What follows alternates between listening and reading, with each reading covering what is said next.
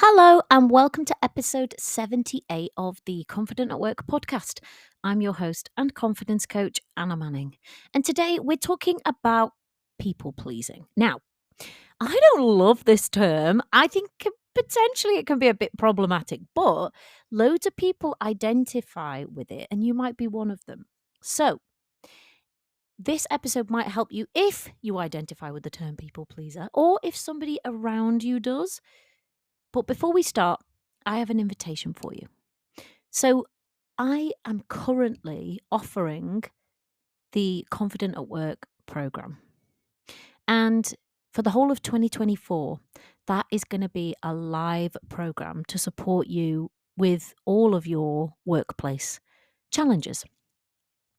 And that program gives you the tools and the strategies, the teaching that you need, the holistic teaching you need to be at your best at work. But it also gives you my time and my presence and my care through live calls, which we're going to have twice a month all year. And I used all the data and the analysis and the expertise that I've gathered over the last 5 years of helping people go from feeling less confident to feeling more confident, just to feeling better at work. And I put that into a digital course. So it's like self-paced training. But then I realized, actually, do you know what?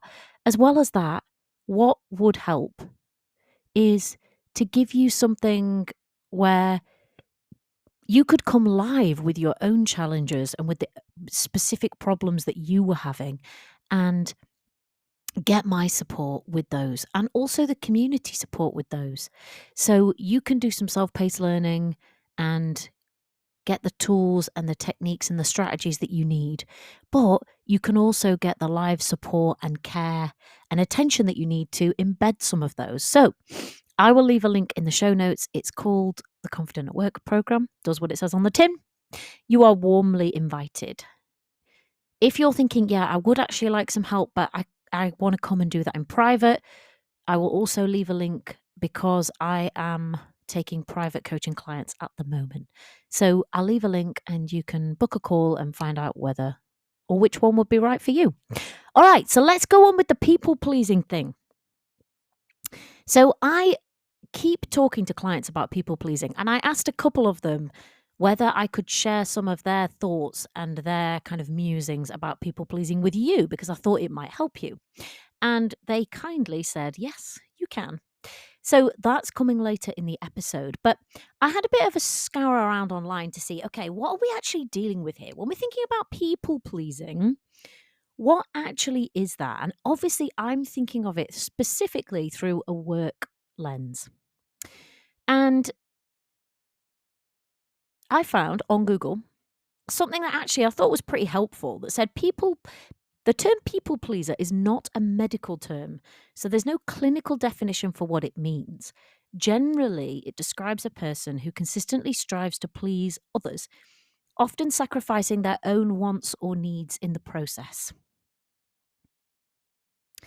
And I thought, yeah, that sounds about right. That seems to reflect when my clients are saying, I am a people pleaser or I struggle with people pleasing. That seems to reflect what they're saying. And this is coming up in the context of my work with people, which is generally around confidence. So one of the things that they're bringing is a particular challenges with individuals or particular challenges with situations where they want to feel different. But one of the things they've identified that they're doing is this kind of people pleasing. And to give you a bit more context, I thought, okay, well, what do I notice people doing when they're saying I'm people pleasing to actually make this practical? So, as that definition said, it's generally trying to kind of accommodate everyone else's needs. So, you might be trying to accommodate everyone else's needs around you, whether that's your direct reports, whether that's the rest of your team, whether that's your boss, whether that's whoever that is. You might be trying to accommodate everybody else's needs. You might feel like you're very agreeable in terms of work. So, that might mean You want to agree rather than disagree or challenge. And it might mean that you're very agreeable if there's work to be done or a problem to be fixed or a challenge, that you're very agreeable in terms of saying that you'll chip in, saying that you'll help, helping with a solution.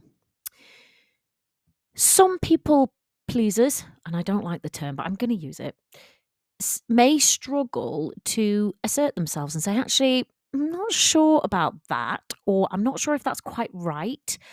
I don't agree with your opinion, or I don't think you're doing something in the correct way, or even I'm going to assert myself and say that I don't have the resources or the capacity to help you with this, and actually, I need to leave it with you. And the other thing is, they may struggle to say no, or not right now, or just no.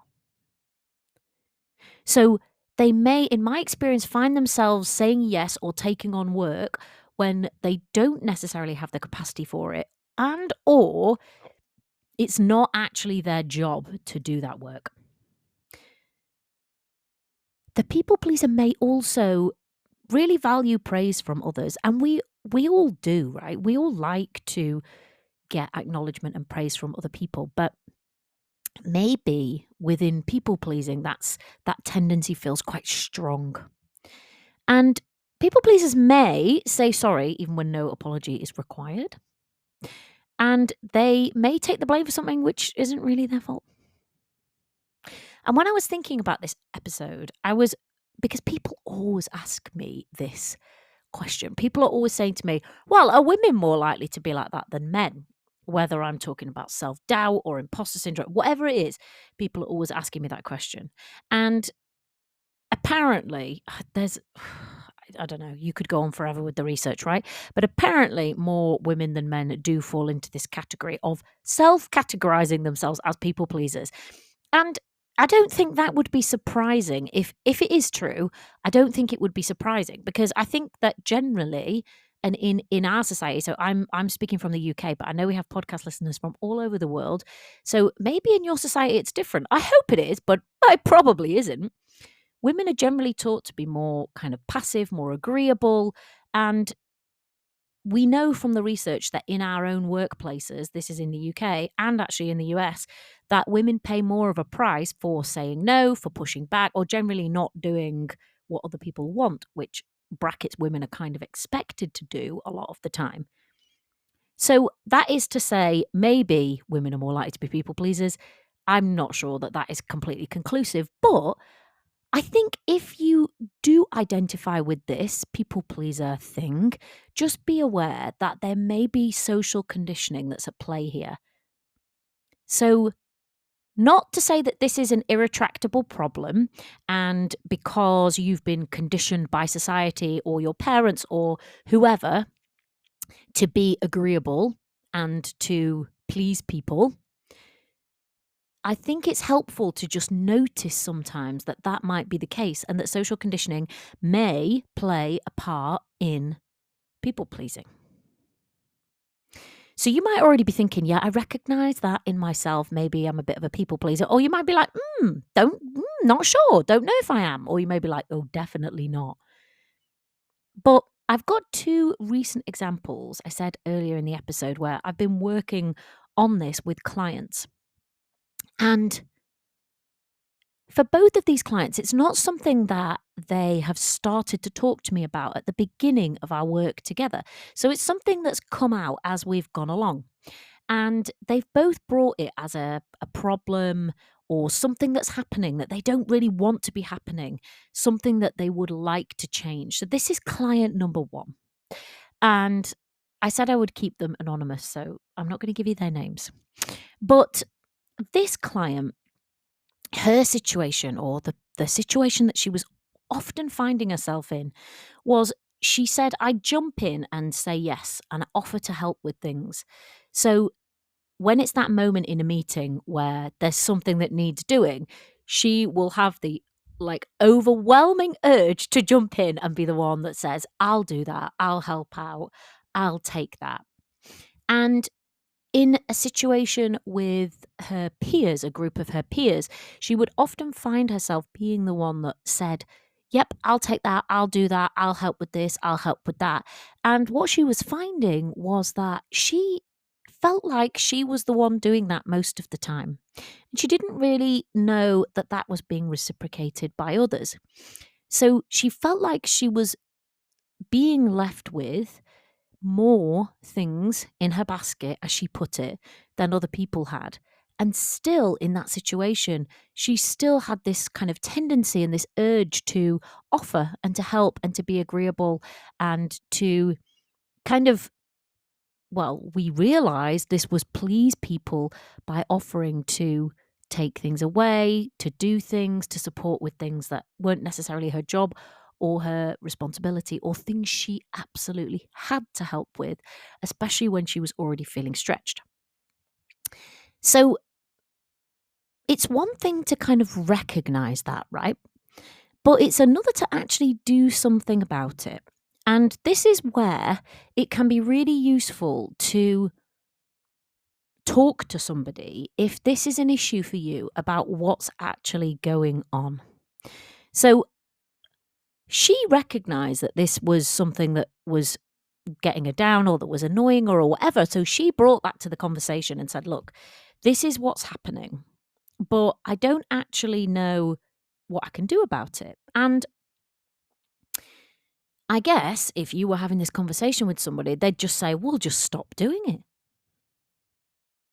Well, if you're always offering to help people and you haven't got any capacity, well, just stop doing that.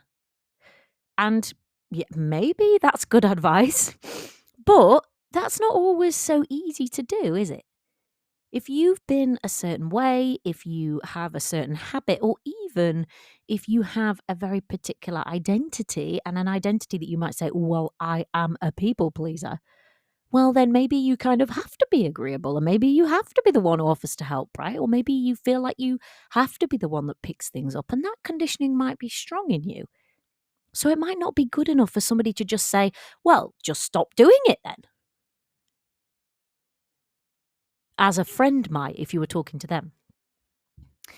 And imagine if you told your boss about it. They might say something, clever sounding like you need to establish boundaries, which again sounds great, doesn't it? And imagine if you were talking to your therapist about it. They would be like, let's see what happened in your childhood, which leads to you saying yes, even when you're already at capacity or you're already exhausted. But what would your coach say? How would your coach help you? And that's what I wanted to bring for you and highlight for you in this episode. So that if you're working with a coach, you can go and talk to them about it and hopefully they'll help you through it. And if you're not, you can kind of coach yourself through this people pleasing bit. So, in order to coach yourself, you want to be a bit curious about what's happening. And I'm going to pause that there and come back to it because I'm going to give you some tools and some ideas about what you can do if you think you're a people pleaser and if you don't want to be. Maybe you want to be, and that's cool, but maybe you don't. So we're going to have some ideas and some strategies later in the episode for you. But this was client number 2, and people pleasing came up again. So for this client, people pleasing was showing up specifically with people who she felt unsure with. People whose style was different from her. So she's quite an empathetic leader. She cares for people around her. She truly appreciates the people who work with her and for her, and she tells them so. And as you can imagine, they like working for her. However, she has certain working relationships with people who have a completely different style from her. They don't do a lot of praise or give a lot of recognition. They don't go out of their way to support her. They just want the job done. And for them, that's that. We're supposing, right? We can't know the inside of their mind, but that's what she supposes. And in those working relationships, she was finding herself trying to please those people. So they just wanted the job done, but she felt like she was trying to please them. And we had a talk about what was happening. Why was that happening? And she noticed that actually she was trying to please them to get their approval. And in order to try and change the relationship, to make it a relationship that she thought that it should or could be, namely one that felt more collaborative, cooperative, supportive. She wanted to have that relationship and she didn't have it, and she'd noticed that. So her way of trying to go about getting the relationship to where she wanted it to be and where she thought it could be was to try and please them. And when she actually really recognized that and really noticed it, she identified that actually they didn't need pleasing. And the relationship probably never was going to be exactly what she wanted or she would prefer. But if she could just accept that, she actually wouldn't need to please them. She could just get the job done and accept that the relationship is going to be what it's going to be without any attempt to please them. Because what she noticed was the attempt to please them wasn't working anyway, and it was stressing her out. She also noticed that in a previous working relationship where she'd hoped that the relationship could again be more collaborative, supportive, the kind of relationship that she would prefer, she noticed with a particular relationship that just wasn't happening. And she said, I dropped my expectations of that relationship and now I don't have to please that person. I just come to the relationship. I do what needs doing. I don't have any expectations of the relationship other than exactly what it is. So she'd already realized that with a different working relationship. And when she realized this working relationship was the same, she was able to, we hope, drop her expectations that relationship was ever probably going to be any different and just come to it to get the job done. So circling back to client number 1. So remember, she was in a situation where she found that she was trying to please a peer group who were around her. And it really wasn't working. And in order to please them, she would offer to take things on. She would always be the one that volunteered. She would cover things for people. She would take stuff if people were struggling, even though she felt like she was at capacity and it was making her exhausted and struggle. And she realized too, similar to client number 2, that she hoped that relationship with them could be, she hoped that they could come at the relationship in the way she does. So she comes at it very collaborative, very supportive, willing to take things on, to support, help, etc.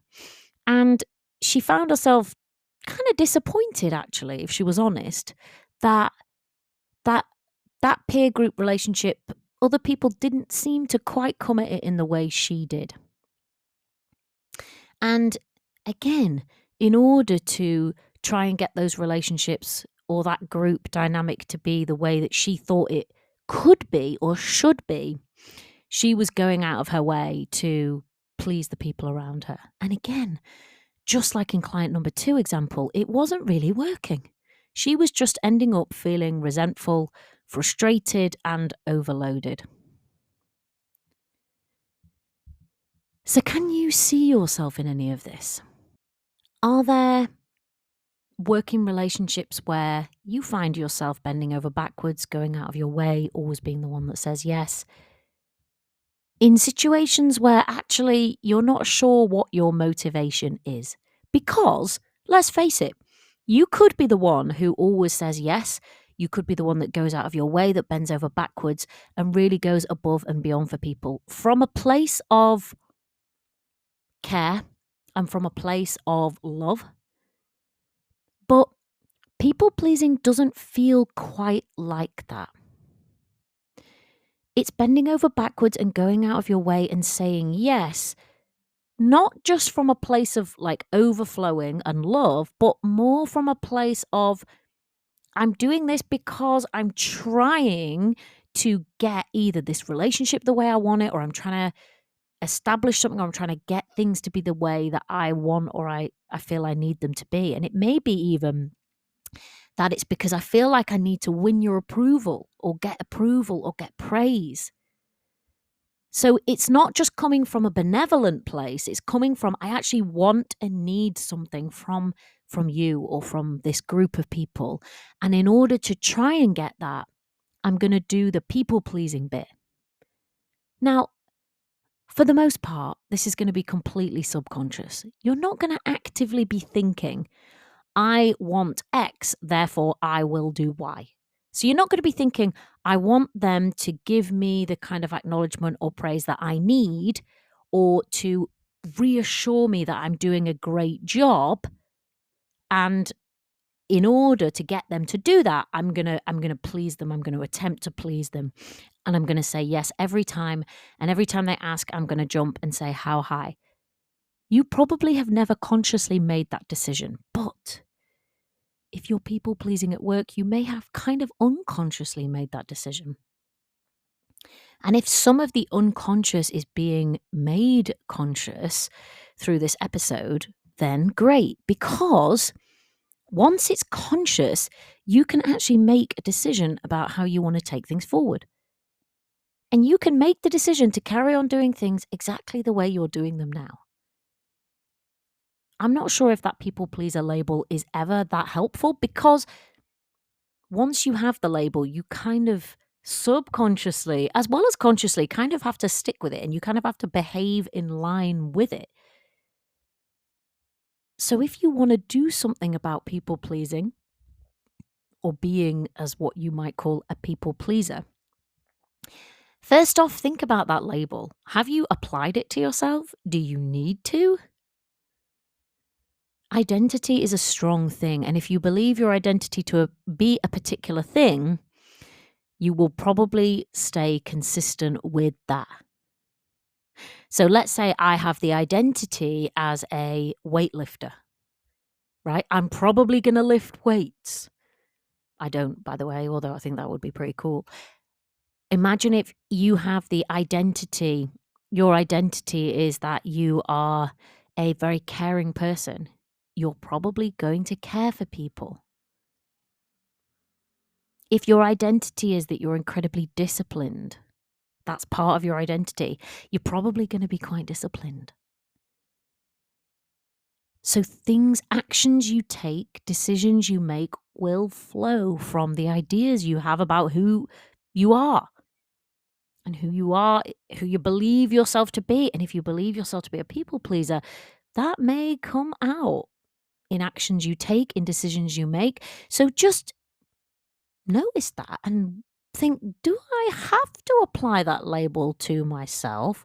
Or could I stop or change that label? So one of the other things that I think you can do if you find yourself people pleasing is holistic confidence work. So you could do that with me, you could do that with someone else, you could, listen to all these podcasts that we've got in the back annual and piece things together. There's all kinds of things going on, I think, with people pleasing. And what I notice is that this is an issue that comes to be addressed once people start doing holistic confidence work. And when I say holistic confidence work, I'm talking about the kind of work I do with people where we're learning how to identify and change the habits that create low confidence. So quiet your inner critic, manage self-doubt, set realistic standards, acknowledge yourself for the work that you do. Once you start to do that holistic confidence work, you will find that people pleasing is easier to deal with. And you may also notice where you're doing it and where it feels problematic for you. But what I would really encourage you to do is just be a bit curious. Maybe try and understand what's my motivation here? Why am I doing this? Without judgment, but more just with curiosity, and be like, oh, if I am doing people pleasing, why am I doing that? What's going on here? Is there a pattern? Does this show up always in a particular place at work, or is it within a particular kind of working relationship? Is it in a particular environment at work? Like where is that showing up? And I think if you're going to coach yourself on it, or once you've been a little bit curious, maybe try and coach yourself on it, you can try and understand the beliefs and the patterns behind it by completing this sentence. If I offer to help people all the time, they will ... which will make me feel ... or which will mean that I ... and see, because something's happening in your brain, which means that you're thinking, if I offer to help someone all the time, people will what? Like me, approve of me, give me praise. And you're only doing that to get a feeling, right? Because all of us are only ever doing something to get a feeling. So, which will make me feel what? Worthy, valued, respected, supported, right? You're after something legitimate. But it's good to see what that is and why. So here's that sentence again in case you want to write it down. If I offer to help people all the time, they will ... which will make me feel ...